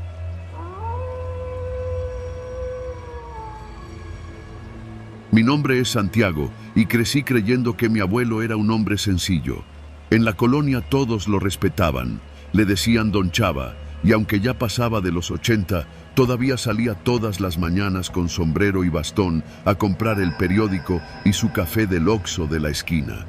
Vivía en la misma casa desde los años 70, una construcción modesta en San Juan de Aragón, de esas con patio al frente y rejas oxidadas. Nunca hablaba de su pasado. Decía que lo único que importaba era lo que uno hace después de los 40. Yo le creí. Fue hasta que murió que entendí que no lo conocía en lo absoluto. Todo empezó con su funeral. Mi mamá me pidió que la ayudara a vaciar la casa para ponerla en venta. El velorio fue sencillo, con café de olla, pan dulce y vecinos contando anécdotas. Algunos lloraban, pero no por tristeza, sino por miedo, como si la muerte de mi abuelo hubiera dejado una deuda pendiente flotando en el aire. Me llamó la atención un hombre que llegó en un auto viejo, un Chevy negro con placas de Morelos. No entró a la casa. Se quedó parado al otro lado de la calle, viendo desde lejos, y cuando lo volteé a ver, se persignó y se fue. Esa noche no dormí bien. Al día siguiente, mientras limpiábamos la recámara de mi abuelo, encontré una caja de madera bajo su cama. No tenía candado, pero estaba cubierta por una cobija vieja, como si quisiera ocultarse sin esconderse del todo. Dentro había papeles amarillentos, fotografías en blanco y negro y algo que me heló la sangre. Una libreta de contactos, escrita a mano, con nombres, números de teléfono y lugares. Tepito, Ciudad Neza, Ecatepec, Ayotla. Algunos estaban tachados, otros tenían anotaciones como «ya cayó» o «reubicar». Pensé que se trataba de alguna bitácora personal, hasta que encontré un folder con el membrete de la Policía Judicial del entonces Distrito Federal. El año, 1982. Las hojas estaban llenas de nombres y fichas, pero no eran delincuentes comunes. Eran jóvenes. Algunos no pasaban de los 17 años. Todos tenían algo en común. Habían sido arrestados por delitos menores, vandalismo, robo de autos, pleitos callejeros, y luego desaparecían del expediente. Al fondo de la caja había una fotografía que me dejó paralizado. Mi abuelo, de joven, en lo que parecía ser una sala de entrenamiento. Detrás de él, 5 chicos con el rostro cubierto y armas largas. La leyenda escrita a mano en la parte de atrás decía: «Generación del 85, listos para la línea». Me senté en el piso, incapaz de procesarlo. Mi abuelo había sido reclutador de sicarios. Durante días no pude decirle nada a mi mamá. Ella lo idolatraba. Decía que gracias a él había podido estudiar, que nunca faltó el pan en la mesa. Pero yo necesitaba respuestas. Las cosas empeoraron cuando un hombre me buscó afuera de la casa. Tendría unos 50, la mirada dura, la camisa fajada como militar retirado. «¿Tú eres el nieto de don Chava?», me preguntó. Asentí, con el corazón latiendo a 1000. «Tu abuelo me salvó la vida. Me reclutó cuando no tenía nada, y gracias a él llegué lejos. No creas lo que digan. Él sabía reconocer al que tenía madera, y al que era puro pinche desperdicio». No supe qué responder. El hombre me extendió una tarjeta. «Me llamo Moisés. Cuando estés listo, márcame. Tu abuelo dejó algo para ti. El puesto está vacío». El puesto. No pude ni hablar. Me subí al coche y manejé sin rumbo por horas. Pasaron días. Empecé a notar cosas raras. Un coche gris estacionado cerca de la casa que se movía del lugar pero nunca desaparecía. Llamadas sin respuesta al celular. Personas que cruzaban la calle cuando me veían venir. Como si de pronto me hubiera vuelto visible para una red que siempre estuvo ahí, escondida entre nosotros. Empecé a seguir pistas de lo que encontré en la caja. Busqué en hemerotecas, leí notas antiguas. En 1985 hubo una ola de asesinatos en la zona oriente del Valle de México, la mayoría con el mismo patrón. Jóvenes asesinados por arma de fuego, sin testigos, sin motivos aparentes. Todos venían de barrios pobres, todos habían tenido antecedentes. La prensa los llamó los sacrificados. Yo encontré sus nombres en la libreta de mi abuelo. Muchos estaban tachados. Una noche, regresando de la limpieza de la casa, encontré un sobre en el parabrisas. No tenía remitente. Dentro, una nota escrita con tinta negra. «Ya es hora. Deja de escarbar y acepta tu lugar. No queremos hacer esto difícil. Ese mismo día, le conté todo a mi mamá. Pensé que no me iba a creer, pero su reacción fue peor. «¿Tú también ya sabes?», me dijo, su rostro desencajado. «Yo sabía que tu abuelo era distinto. Siempre supe que tenía contactos, que hablaba con gente peligrosa, pero pensé que había dejado eso atrás. Nunca me atreví a preguntarle. Tenía miedo. ¿Y ahora tú?». No terminó la frase. Se cubrió el rostro con las manos. No dormimos esa noche. A la mañana siguiente recibí otra visita. Era Moisés. Esta vez no estaba solo. Venía con 2 hombres más, trajeados, como agentes ministeriales. Me pidieron que los acompañara a un restaurante viejo en Azcapotzalco, uno de esos de manteles de plástico y fotos de políticos en las paredes. Allí me hicieron la oferta formal. «Don Chava tenía un don», me dijo Moisés. «Sabía leer a la gente, sabía quién servía y quién era un riesgo. Por eso vivió tanto, por eso lo respetaban. Su línea sigue viva, pero necesita una cabeza. No tienes que ensuciarte las manos, solo dirigir, observar, elegir, como él lo hacía». Quise decir que no, gritar, salir corriendo, pero uno de los hombres me interrumpió. «No es una opción, es una sucesión. Si no eres tú, será alguien más. Pero tú llevas el apellido, tú tienes la sangre, y si no tomas el lugar, otros van a asumir que estás en contra, y no querrás eso». Durante semanas viví con miedo, dejé el trabajo, cambié de número, me mudé. Pero ellos me encontraban, dejaban sobres bajo la puerta, mensajes escritos en los espejos del baño. En una ocasión, mi perro apareció muerto. «Una advertencia», decía la nota. Me acorralaron. Y entonces hice lo único que podía hacer. Acepté una reunión con Moisés. Nos vimos en una casa antigua en Tlalpan, sin cámaras, sin teléfonos, solo ellos y yo.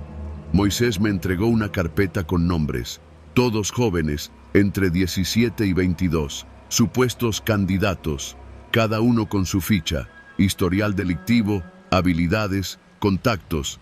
Era como si me estuvieran pasando el bastón. «Empieza por estos 5», me dijo. «Decide cuáles valen la pena. El resto, deséchalos, como hacía tu abuelo». Cerré la carpeta sin mirar. «Necesito pensarlo», dije. Moisés sonrió, pero no con burla, sino con comprensión. «Claro, como quieras, pero no tardes, porque si tú no decides, otros lo harán por ti, y tal vez te incluyan en esa lista». Esa noche tomé una decisión. Fui a la vieja casa de mi abuelo. Ya estaba casi vacía. Me metí al sótano. Allí encontré algo que había pasado por alto, una pequeña caja de seguridad en la pared, oculta tras un viejo armario. Dentro, un solo objeto, una grabadora. La encendí. Era la voz de mi abuelo. Su tono era firme, pero cansado. «Santi, si estás escuchando esto, es porque ya te ofrecieron el puesto. Quiero que sepas que yo no era un asesino. Yo reclutaba porque sabía que el sistema no ofrecía otra opción. Eran soldados huérfanos, sin futuro. Los entrenaba, les daba sentido. Algunos se perdieron, sí, pero otros encontraron algo. Quizá no sea justificación, pero es lo único que puedo dejarte. La verdad. Decide tú qué haces con ella». La grabación terminó. Me quedé ahí, solo, con la voz de mi abuelo retumbando en las paredes vacías. Esa misma madrugada volví a casa. Quemé la carpeta. Eliminé cada número de esa libreta. Llamé a un viejo contacto que conocía del centro, un periodista que años atrás había cubierto desapariciones en Tepito. Le entregué todo lo que había encontrado, sin decirle mi nombre. Días después, su reportaje salió publicado en un medio independiente. La herencia de sangre, cómo una red de reclutamiento en los 80 sigue viva en las sombras del oriente de la Ciudad de México. No nombró a mi abuelo, pero sí encendió el foco. Los hombres dejaron de buscarme. Moisés desapareció. Ahora vivo lejos. Cambié de identidad. A veces despierto en la madrugada, esperando ver ese sobre bajo la puerta.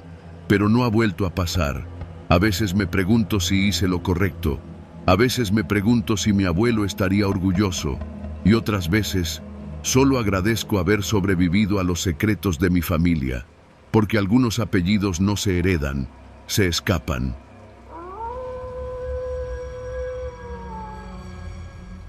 Me llamo Rosa. Tengo 36 años y desde hace poco más de un año trabajo como empleada doméstica en una casa grande de Jardines del Pedregal, en la Ciudad de México. Desde el principio, el trabajo me pareció una bendición. Casa limpia, buena paga, comida incluida y lo mejor de todo, cuarto propio con baño. Para alguien como yo, que ha trabajado en casas donde a veces ni una colchoneta me dejaban, eso era un lujo. La señora Gabriela, mi patrona, era una mujer elegante, de esas que uno ve en la televisión o en las revistas de sociedad. Siempre muy bien arreglada, con su cabello pintado de rubio claro y unos lentes oscuros, aunque no hubiera sol. Daba órdenes con suavidad, pero con ese tono que no deja espacio para dudas. Tenía una hija, Jimena, adolescente, bastante retraída y grosera, pero eso nunca fue problema. Yo iba a lo mío, limpiar, lavar, cocinar, mantenerme al margen. Al principio todo iba normal. Yo limpiaba toda la casa durante el día y por la noche me encerraba en mi cuarto a ver telenovelas en el celular o a escribirle a mis hijos en Veracruz. Me sentía tranquila, pero con el tiempo empezaron a pasar cosas que me parecieron raras. Cosas pequeñas, pero que juntas empezaron a incomodarme. Una vez encontré mi ropa interior perfectamente doblada, acomodada de una forma que yo no suelo hacer. Otra vez, el cajón donde guardo mis cosas tenía la cerradura forzada. Pensé que había sido la muchacha anterior, que a veces venía a cubrirme los domingos, pero luego supe que ella no entraba a mi cuarto, y aunque no vi nada fuera de lugar, comencé a tener la sensación constante de que me observaban, como si en la casa hubiera algo más que yo no podía ver. Un viernes por la noche, ya acostada, me fijé en una lucecita muy tenue en la esquina del techo, justo donde se encuentra el ropero empotrado. Me pareció raro. Me levanté a ver con el flash del celular y vi algo que parecía un pequeño círculo negro, del tamaño de una moneda. Lo toqué. Estaba tibio. La siguiente semana, esa sensación de ser observada se hizo tan intensa que dejé de cambiarme ropa dentro del cuarto. Me iba al baño y cerraba con seguro. Me sentía ridícula, paranoica, pero algo dentro de mí no estaba tranquilo. Hasta que una noche, la señora Gabriela me pidió que limpiara su oficina personal. Nunca me dejaba entrar ahí, pero según ella, tenía una videollamada con una empresa de inversiones suiza y necesitaba todo impecable. Cuando fui a limpiarla, vi una laptop en el escritorio. Estaba encendida. Pensé en apagarla, por si se calentaba, y al tocar el mouse, la pantalla se activó. No era una llamada ni un archivo de Excel como esperaba. Era una carpeta llena de nombres. Rosa 01, Rosa baño, Rosa noche, Rosa cambiando, Rosa durmiendo. El corazón me dio un vuelco. Abrí uno de los archivos. Me vi a mí misma entrando al cuarto, quitándome el mandil. Me vi sentándome en la cama, rascándome el brazo, bostezando. Era de hace 2 noches. No pude ver más. Sentí que la sangre se me bajaba a los pies. Cerré la laptop de golpe y salí de ahí sin hacer ruido. El estómago me ardía. Temblaba. Estaba atrapada en una casa donde me espiaban, donde mi privacidad había sido convertida en archivo. Esa noche no dormí. Revisé cada rincón del cuarto con la linterna del celular. Encontré otra cámara, camuflada en la rejilla del ventilador, y una más en la lámpara de noche. Me sentí sucia, vulnerable, como si mi cuerpo hubiera sido tocado sin permiso durante meses sin que yo lo supiera. Lo primero que pensé fue en irme, agarrar mis cosas y salirme, pero mis ahorros no daban para mucho. Tenía que planearlo. Al día siguiente fingí que todo estaba normal, pero algo en mi cara debió traicionar mi nerviosismo, porque esa misma tarde la señora Gabriela me dijo que necesitaba hablar conmigo. ¿Estás bien, Rosa?, me preguntó con esa voz dulce y controladora. Te veo algo distraída. Negué. Dije que solo era el calor. Si algún día necesitas algo, ya sabes que puedes confiar en mí, agregó, con una sonrisa que me erizó la piel. Quería vomitar. Al día siguiente fingí que me dolía la cabeza y me quedé en el cuarto. Esperé a que la casa estuviera vacía. Bajé a la oficina y volví a encender la laptop. Esta vez fui más allá. Descubrí una aplicación abierta llamada Stream Secure. Desde ahí se podían controlar todas las cámaras. No solo en mi cuarto, también había en el baño de visitas, en la lavandería, en el vestidor de la señora. Y lo peor, una sección titulada VIP Clients. Entré. Había videos organizados por nombre, fecha, categoría, clips míos, de otras mujeres, mujeres jóvenes, probablemente otras empleadas anteriores, y un botón que decía enviar a cliente. Sentí náuseas. Todo encajó de golpe. No era solo que me espiaban, estaban vendiendo mis videos, mi intimidad, mi cuerpo durmiendo, mi cuerpo cambiándose, mi cuerpo en momentos que nunca debieron ser públicos. Salí de la oficina temblando. Empaqué lo poco que tenía, metí el celular en una bolsa negra con mi ropa sucia y salí de la casa con la excusa de ir al Oxxo. Llevé mi mochila conmigo y no volví. Me quedé esa noche en casa de una amiga que vive en Tláhuac. Le conté todo. No podía dejarlo así. Denuncié. Pero la policía fue lenta, demasiado lenta.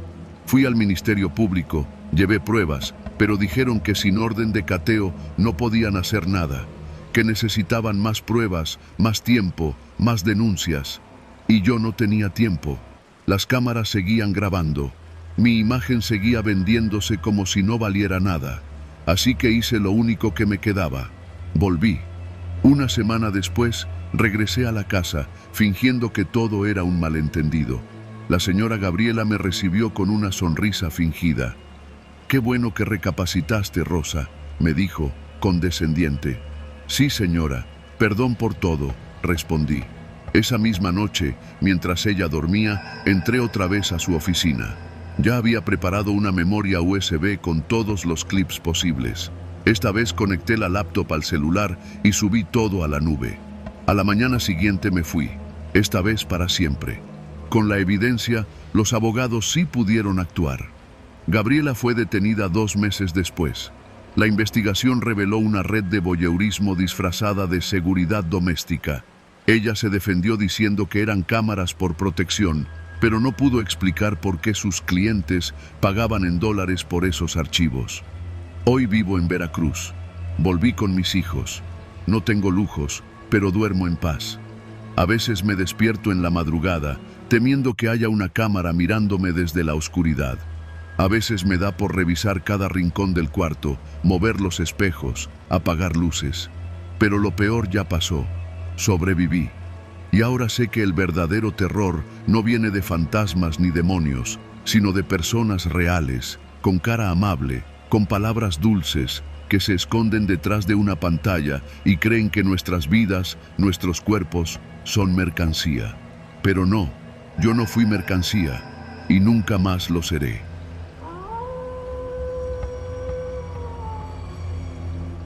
Me llamo Sergio Díaz y durante más de 3 años trabajé como guardia de seguridad en una plaza comercial ubicada en las afueras de León, Guanajuato. No era un trabajo complicado. Vigilancia nocturna, rondas cada hora y mantener encendidas las cámaras en la sala de control. La plaza no era grande, pero sí bastante transitada durante el día. Por la noche quedaba vacía, salvo por mí y a veces algún velador externo que daba rondines por la periferia. Al principio, todo era rutina.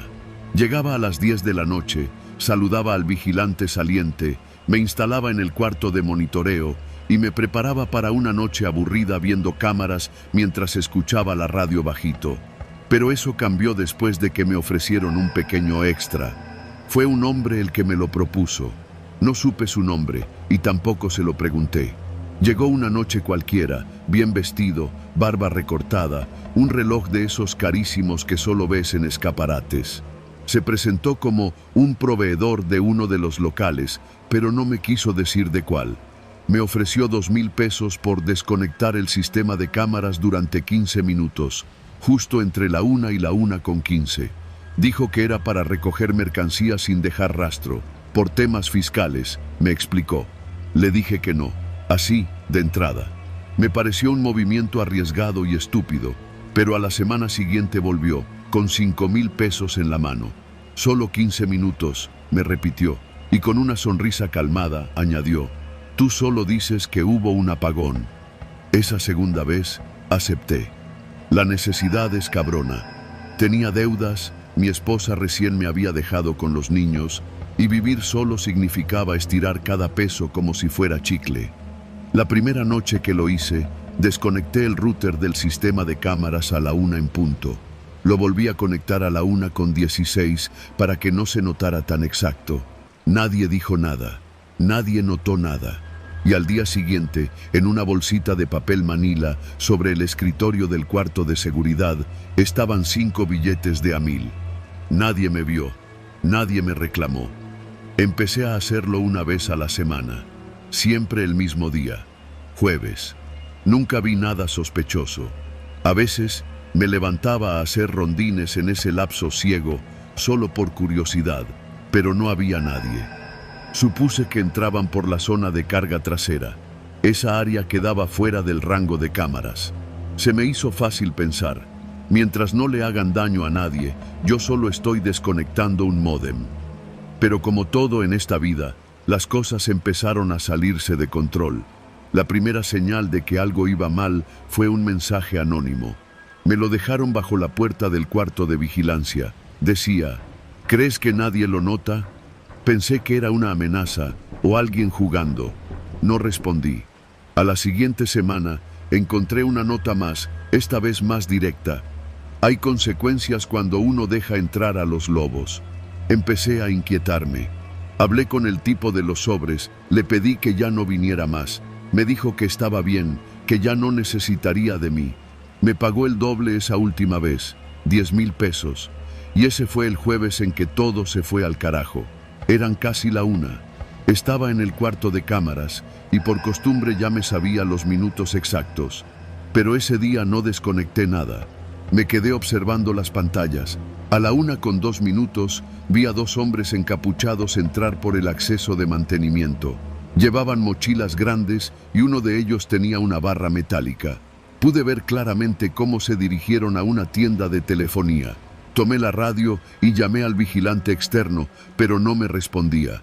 Agarré mi celular, llamé a emergencias y cuando regresé la vista a las pantallas ya estaban dentro del local.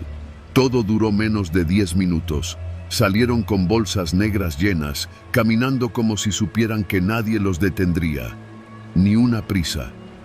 El detalle que me jodió la cabeza fue que uno de ellos miró directamente a la cámara y levantó la mano, como saludando. Cuando llegó la policía, ya no había rastro de ellos. Revisaron las cámaras, hicieron su parte, pero alguien había borrado el respaldo de las grabaciones. Todo el sistema quedó intacto, excepto los 15 minutos entre la 1 y la 1:15, exactamente como yo lo hacía antes. Y lo peor fue que yo no fui el que desconectó esa noche. Al día siguiente, me citaron en la administración. Me enfrentaron con los videos anteriores, me preguntaron por qué esas noches siempre había fallos en el sistema. Me defendí como pude. Dije que el sistema era viejo, que tal vez eran coincidencias, pero me miraban como si supieran. Me suspendieron de inmediato, sin goce de sueldo. Pensé que hasta ahí había llegado. Me despedirían, con suerte, pero el miedo real vino después. Empecé a notar que me seguían, hombres en motos. Una vez vi uno estacionado afuera de mi edificio durante horas. Luego, un paquete en mi buzón, una memoria USB con los videos que yo mismo había borrado del sistema semanas atrás. En uno de ellos, se me ve claramente desconectando los cables.